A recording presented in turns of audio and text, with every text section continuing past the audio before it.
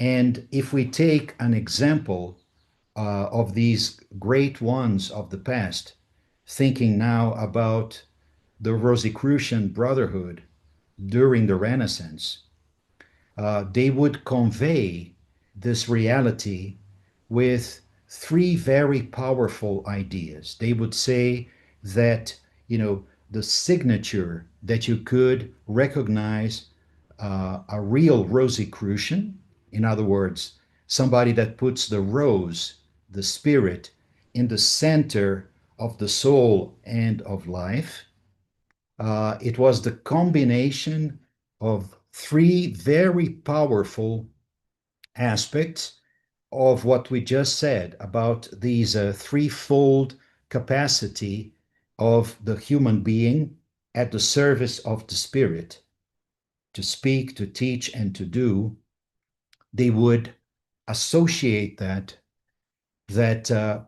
when somebody connected to that reality and at the service of that reality, when they would speak, their words would be the manifestation of truth.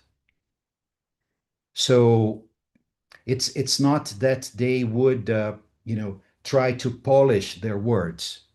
Their words stemmed from the essence of the spirit and of the soul, and as such, they had the power of universal truth, not a personal truth. But since they were at the service of something much bigger, their words also gained that universal dimension. Um, they would teach, but they would teach with love. They would teach with compassion. They would teach with their hearts. In other words, it was not a theory. Their words were just a reflection of what lived in their soul through the connection of their soul and the spirit. And that's why the Rosicrucians of the Renaissance would talk about goodness, not goodness in the duality sense of good and evil. No, it would be goodness in the sense of the absolute good. The absolute good means when there is connection between the consciousness, the soul, and the universal principle, the spirit.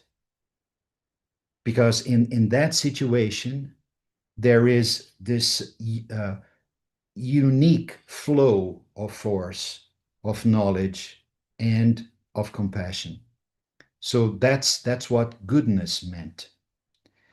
And the consequence of their words and of what they taught to their fellow human beings was that their actions, what they did, their deed actually, was a manifestation of justice.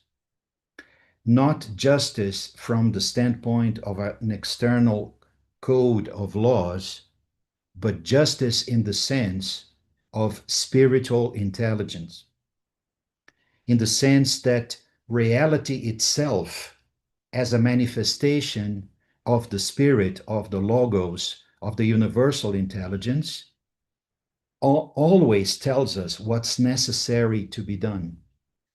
And when we are at the service of this universal intelligence, reality can communicate to us what it's necessary to be done. And when we place ourselves at the service of this reality, then justice becomes a manifestation of our actions. Not in a relative way, in subjective terms, but in a very neutral, impersonal, and objective way.